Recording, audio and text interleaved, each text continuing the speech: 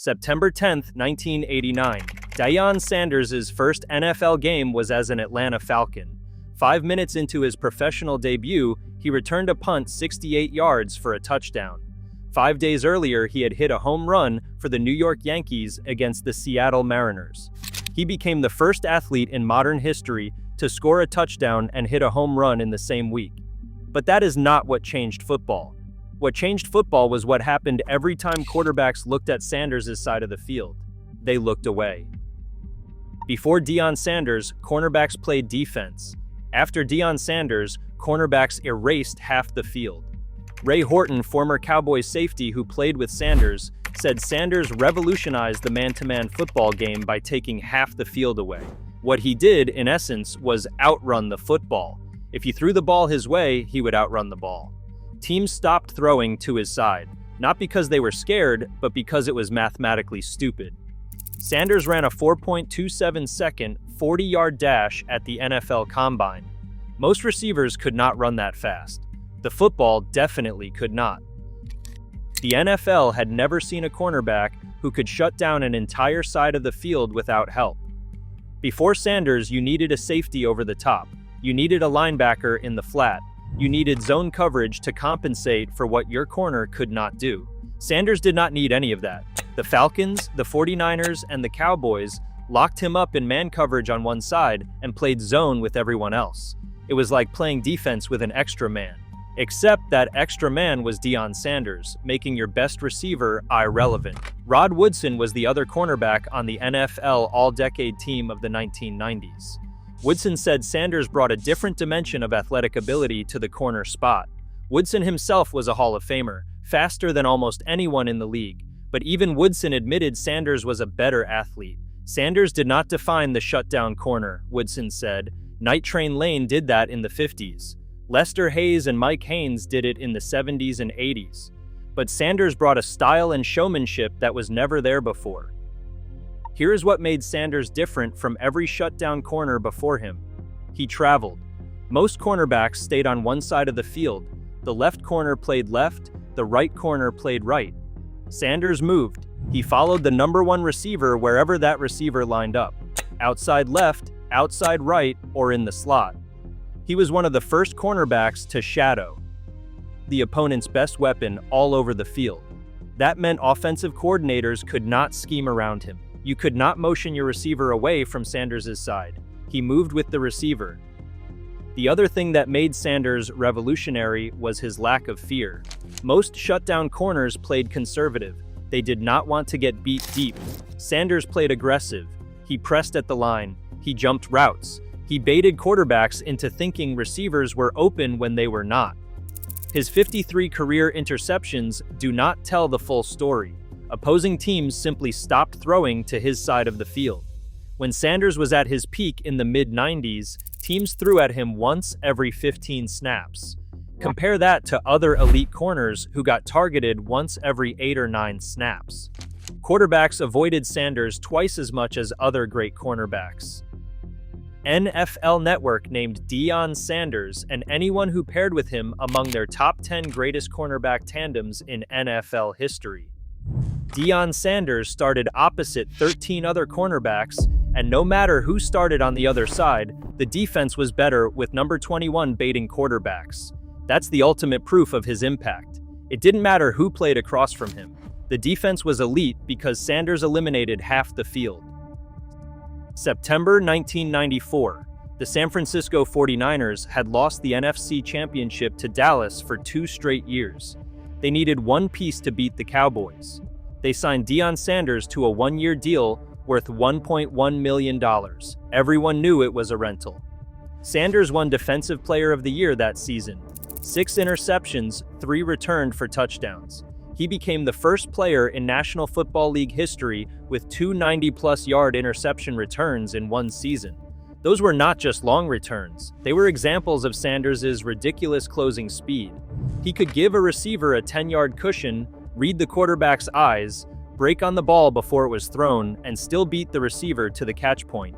Super Bowl 29, San Francisco versus the San Diego Chargers. Sanders played lockdown coverage all game. The Chargers' best receivers were neutralized. San Francisco won 49-26. Sanders got his first ring. But here's the part nobody talks about. The 49ers never made Sanders an offer to return. Carmen Policy, the 49ers general manager, later admitted they put a $5 million option in his contract designed to make Sanders an unrestricted free agent after 1 year. The 49ers knew they could not afford to keep him long-term. They used him as a mercenary. He used them for a ring. 3 weeks into the 1995 season, Sanders signed with the Dallas Cowboys. He agreed to a 7-year contract for $35 million, with a $12.99 million signing bonus. The Deion sweepstakes, as the media called it, involved 6 teams bidding.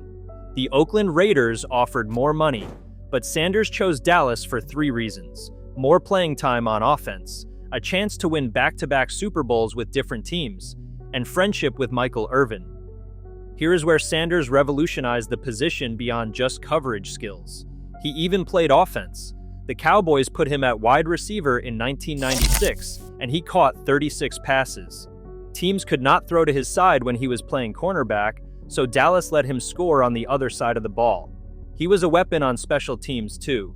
19 non-offensive touchdowns over his career, 6 on punt returns, 3 on kickoffs, 9 on interceptions, and 1 on a fumble return. Nobody in NFL history had scored that many touchdowns without playing offense full-time.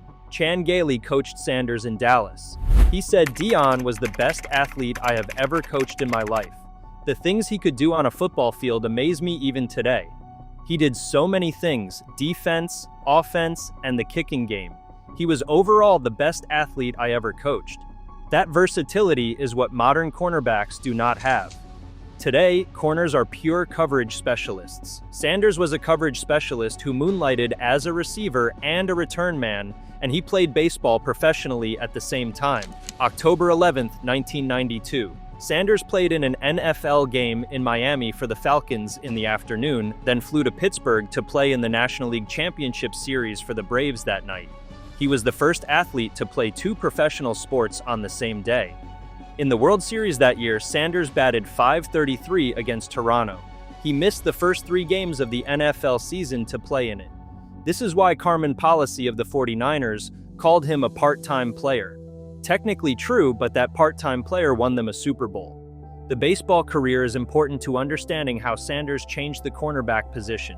He proved you could be the best defensive player in football and still have time for another sport.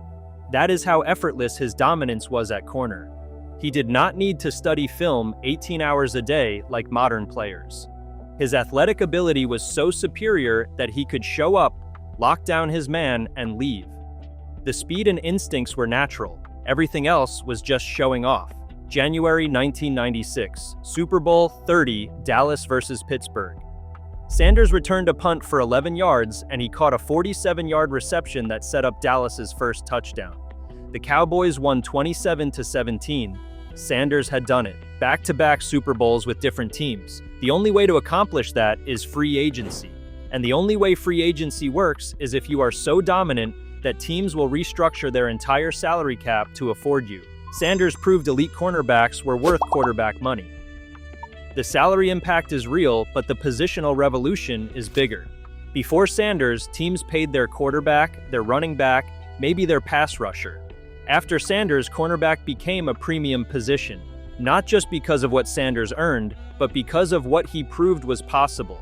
One elite corner could neutralize an entire passing game. That is worth any price. Fast forward to 2009. Darrelle Revis became the next shutdown corner.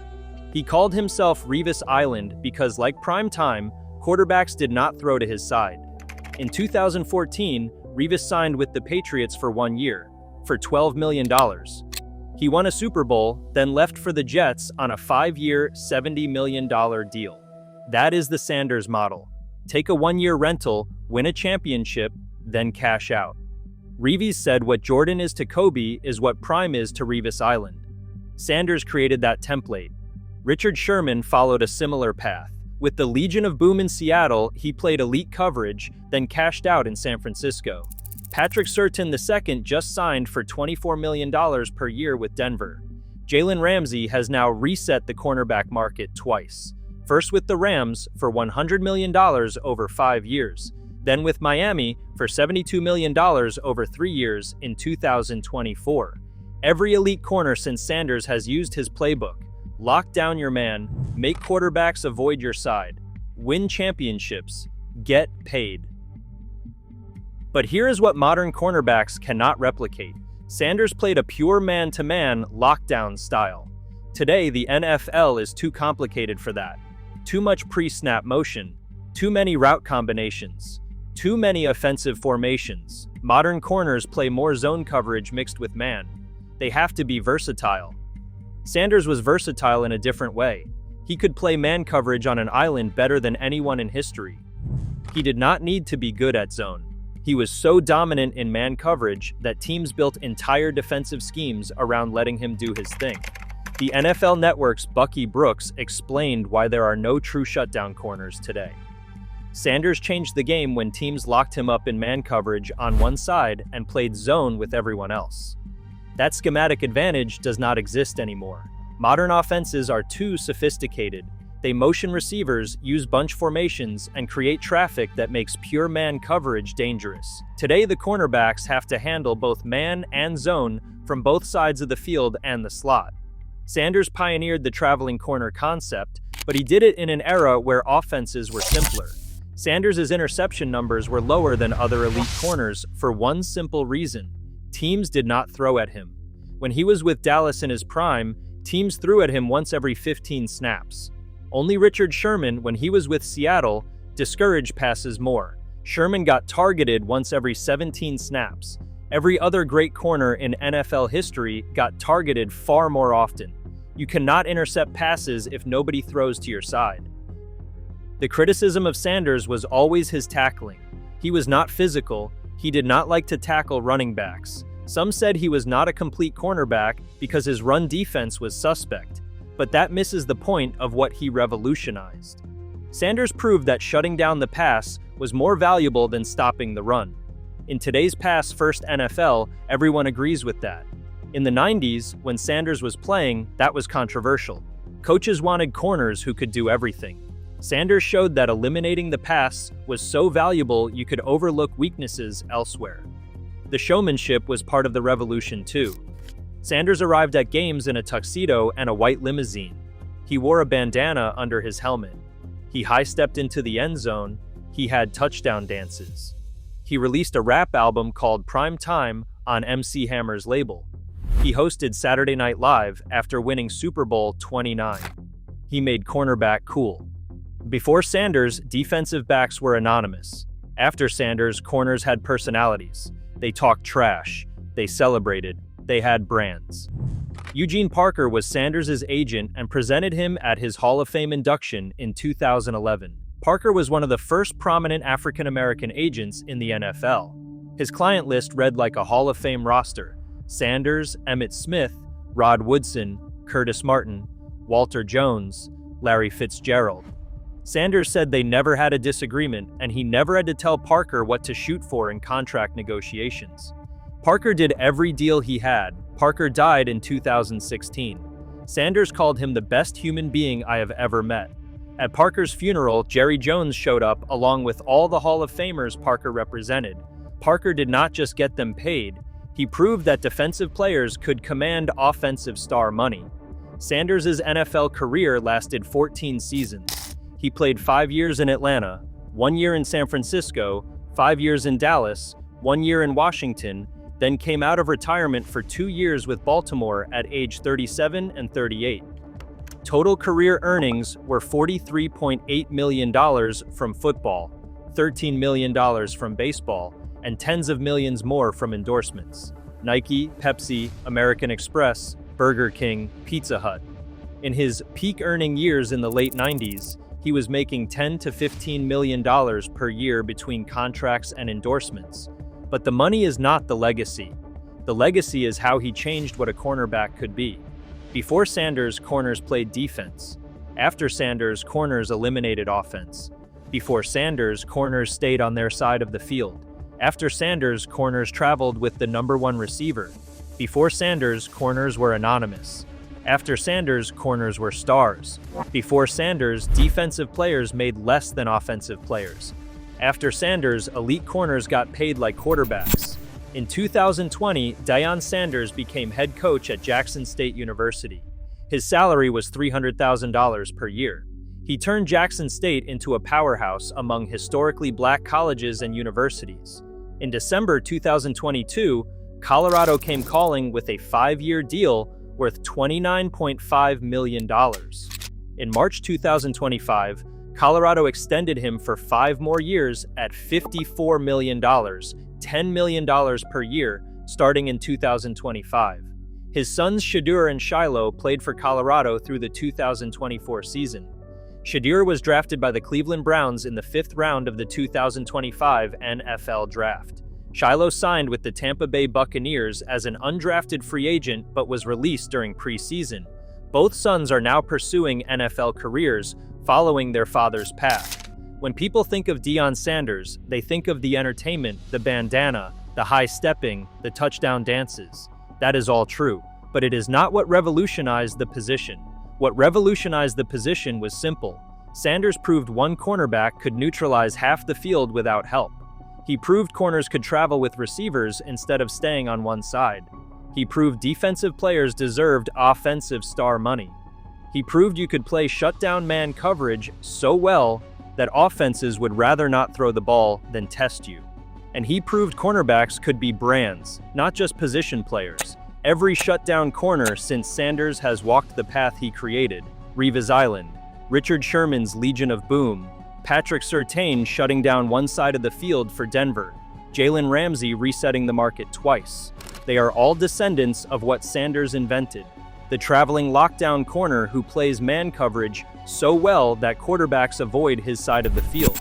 That position did not exist before September 10, 1989. It exists now because for 14 seasons, Deion Sanders made it impossible to throw the ball his direction. And when that happens, you are not playing cornerback anymore. You are playing a different position entirely, one that Deion Sanders created.